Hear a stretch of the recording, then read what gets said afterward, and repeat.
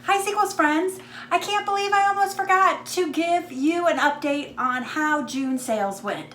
So that is what we are going to do today. So if you want to know what sold on Poshmark and eBay for our part-time reseller, then please go ahead and stay tuned.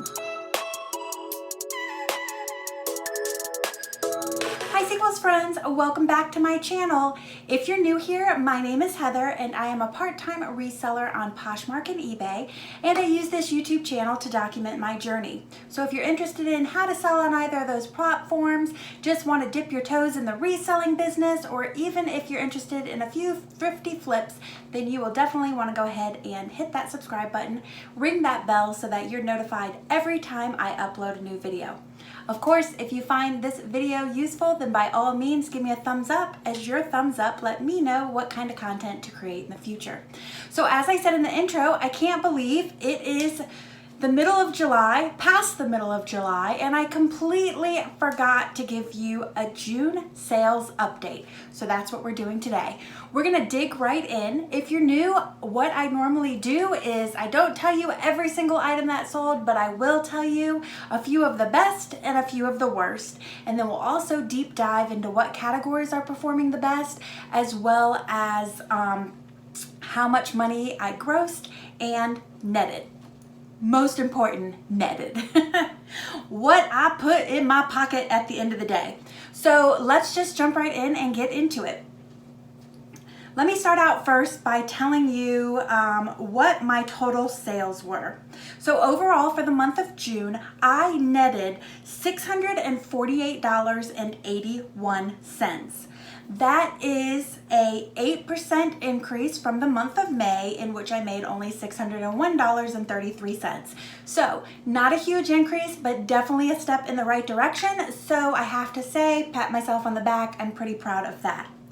I sold a total of 52 units, which was up just a slight bit of 3 units to the 49 that I sold in May.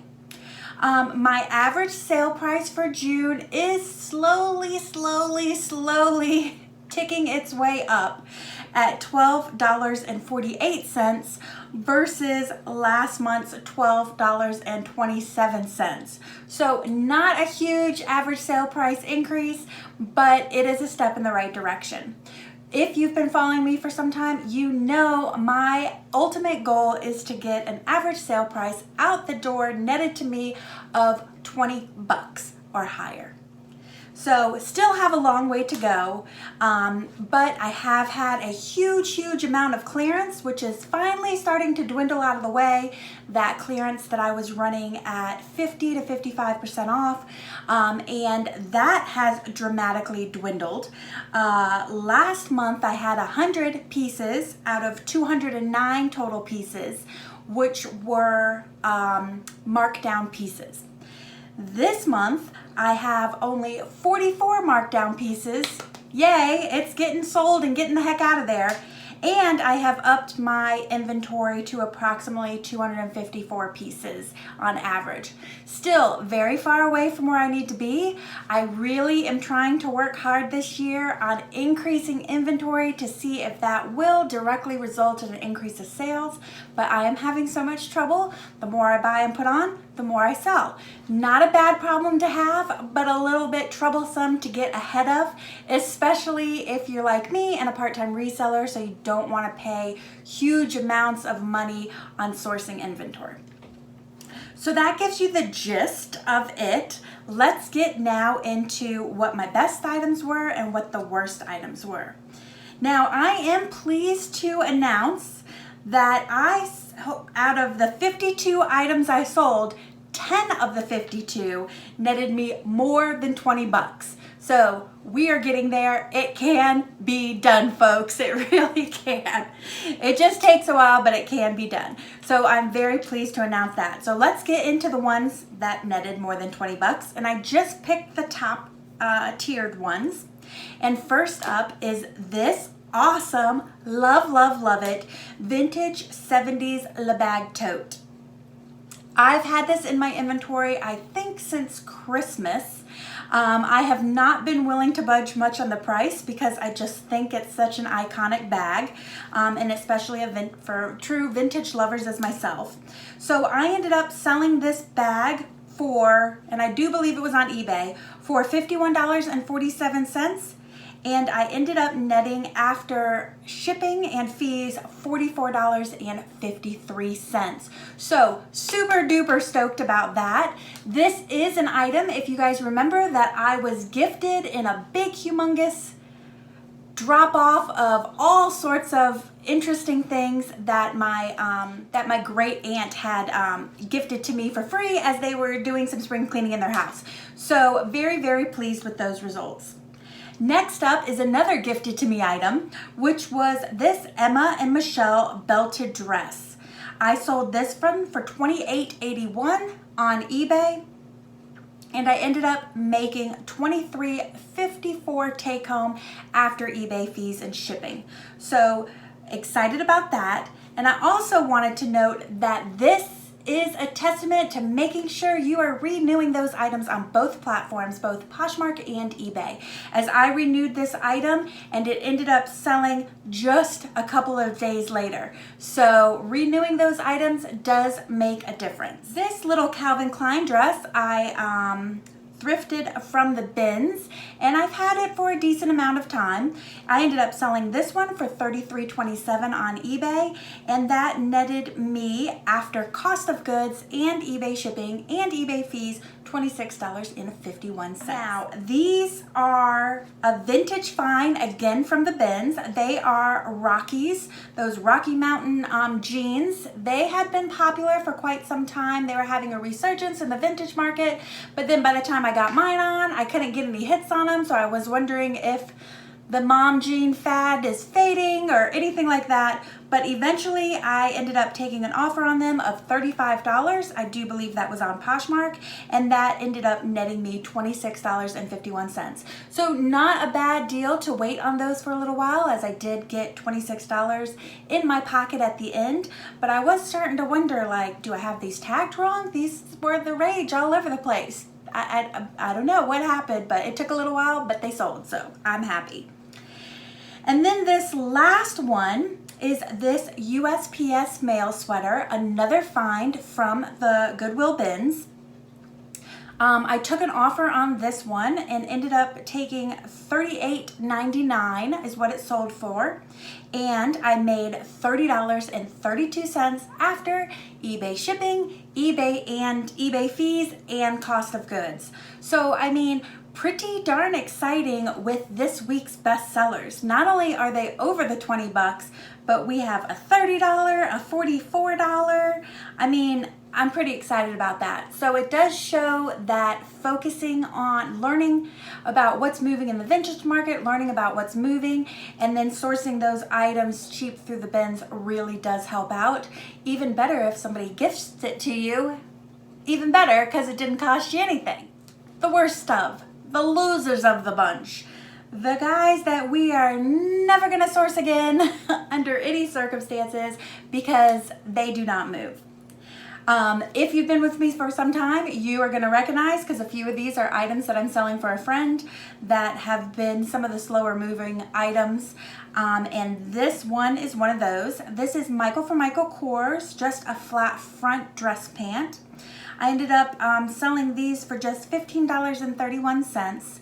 And after fees and cost of goods, that ended up, and I'm doing that 70-30 split with a friend, so I only make the 30 on it. I ended up making $2.34. So definitely not worth it. Now I know that split is ridiculous. If you're new, again, let me just remind you that split is in her favor, as she was giving me a whole bunch of stuff out of her closet to help me fill my Poshmark closet. So I was willing to do it for much lower than I would now if I was going to sell things for somebody. This is a bad Heather buy. I've told you guys several times I have a really hard time sourcing shoes. I end up finding things that I like or I think are cute, but I never end up selling them on Poshmark. The only shoes that really seem to sell well for me are the things I get in my ThredUp box, and this is a prime example of that. These Naughty Monkey peep toe pumps I just thought were adorable. I love the big chunky heel. I love the velour. Really killer 90s vibes. I sold these for $16.19. And after cost of goods and after fees and all of that, I ended up making $3.41. Definitely would not pick those up again. Definitely would not be interested in that brand. And actually, still not very keen on picking up shoes from Goodwill. It just doesn't seem to work for me. I don't know why. Let's see. Another stinker that's been on the stinker list for a while is this Forever 21 top. This, I believe I got it in one of my ThredUp box. I said I wasn't sure if I was gonna put it on because I've sold for a friend Forever 21 stuff and it never moves for me. So I do believe I put it on at a price and then immediately marked it down to incentivize somebody to actually buy it. I ended up selling it for $9 and netted $3.41 after cost of goods and shipping. So I will stick with my trend of not caring about Forever 21. And to be honest with you, if I get it in any other box from ThredUp or Goodwill or any other of my mystery sourcing adventures, I'll probably next time just see if a friend wants it or go ahead and pass it along to Goodwill. Not worth my time. This is a bins buy. I just thought it was cute because of what it says. It says Country Chic and it is a John Deere t-shirt. I've had it since last spring, I believe. Maybe last fall. No hits on it. Took an offer of, ended up being $8.15, and after shipping and cost of goods, I made just $3.41. So. And last up is another brand that goes right along with that Forever 21 mall brand that I will not ever pick up. And again, if it comes in any of my mystery boxes, I will pass it along to Goodwill, and that is Charlotte Russe. This is a Charlotte Russe top. It sold for $7.03. This was also being sold for a friend, so I just made 30% of that net, which came down to $1.26. So that gives you an idea of what brands, what items were moving for me and what were stinkers. So if that helps you on your sourcing adventures. Now let's talk about categories that sold. As you know, I always have my handy dandy chart here for you so that you could see all of my categories, sales, units, and dollars, and percent to totals. But I do want to point out the highlighted items, which again are bags, dresses, shoes, and tops.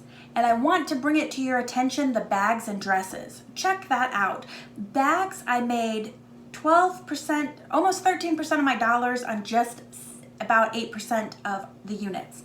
For dresses, I made about 24% of my dollars on about 15% of my units. Whenever you're making that higher dollar sale on that lower volume of units, that means those are items that are going out the door for a higher average sale price. So I will be keeping with my trend of sourcing bags, dresses, shoes, and tops. I think last month it was dresses, shoes, and tops, but now bags are back in there.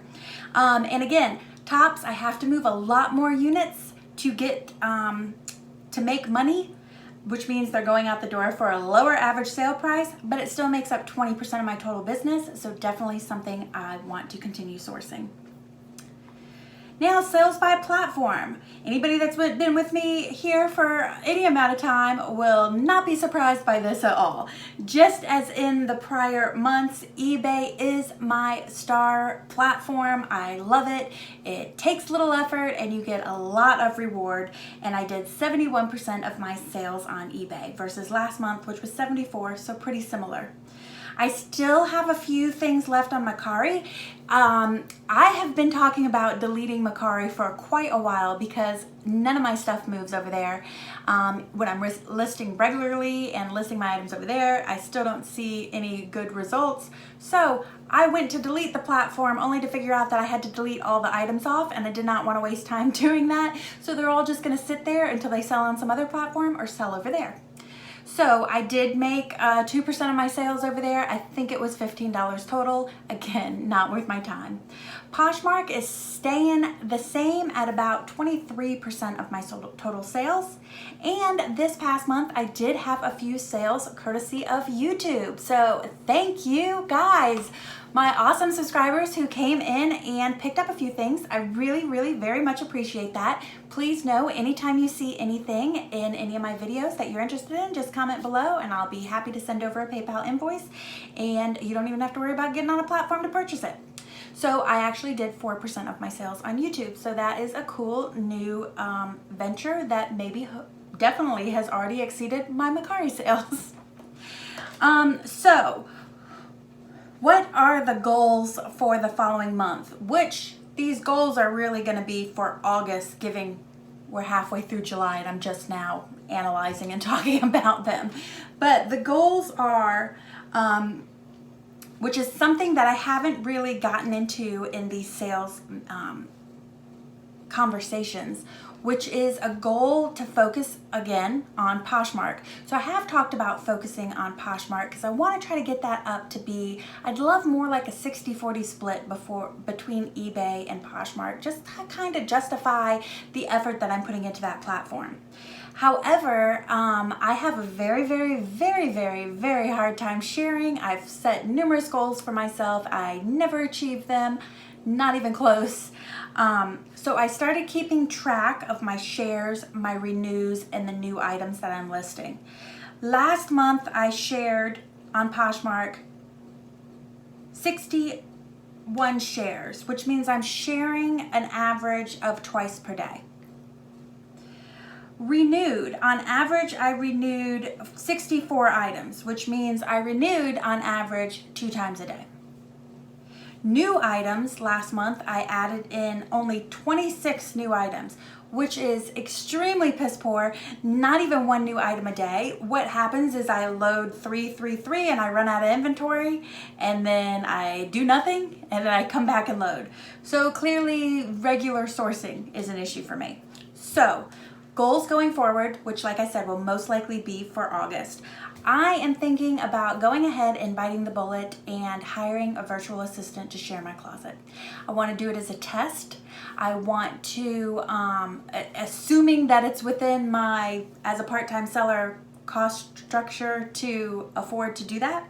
But I would like to just do it as a test to see if sharing between 3 and 6 times a day actually results in more sales, because I can't seem to accomplish that myself to know if it's really going to help me. So I think that's one of the goals that I would like to focus on. Another one will be continue renewing at least 3 items a day. I'm doing much, much better with that here in July, and I think that is still a realistic option to continue with. And the goal is to be listing at least 3 items a day every day, which means I need to get ahead of sourcing, which is starting to happen this month. I've got numerous mystery boxes. I've been to Goodwill. I have a jewelry mystery box that came from Goodwill that has a whole slew of items in it, so that should help me. Even though the price point's going to be lower for costume jewelry, it should help me at least be very proactive on the platforms by listing things regularly. And I also have some fun DIY t-shirt box from ThreadUp that I'm thinking of doing a whole tie-dye, fun tie-dye group with it. So I'm hoping that those 2 things on top of my regular sourcing and buying these boxes more regularly to make up so that I always have something coming in. So if it's miss at the thrift store, then at least it helps with my consistency. So again, those are the goals going forward for August. We will see in September when I do the August recap if I was able to achieve any of those. So I would like to know if you would like to share. Have you hired a virtual assistant and Do you have any suggestions? I was probably going to go to Fiverr and take a look around, but I would be curious to know if you hired one and you found if it was useful or not. I would also be interested in knowing if you have any interest in a video on that Goodwill jewelry box. It's the first time I've ever gotten one of those mystery boxes, and I'd be happy to run through and give you a view of the items that I got.